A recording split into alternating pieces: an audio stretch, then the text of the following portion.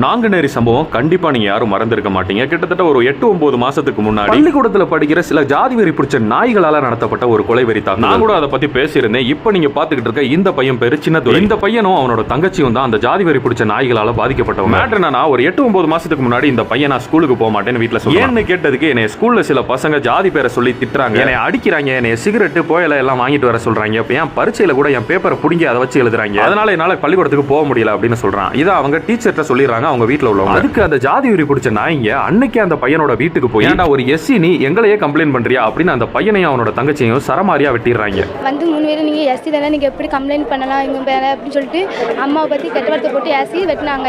3 பேர் ஒரே அதை பார்த்து அந்த வீட்டுல இருந்த பெரியவர் ஹார்ட் அட்டாக்ல இறந்தும் போயிடுறாரு. பெரிய கொலைவெறி தாக்குதல்ல இருந்து இந்த பையன் மீண்டு வந்து இன்னைக்கு 12ஆம் வகுப்புல 600க்கு 469 மார்க் எடுத்து பாஸ் பண்ணிருக்கான். இதாண்டா புள்ளனா இப்படி இருக்கணும். பையனை வெட்டினவங்க இந்த பையனோட மூத்திரத்தை வாங்கி மடக்கு மடக்குன்னு குடிச்சா கூட அவங்களுக்கு எல்லாம் புத்தி வராது.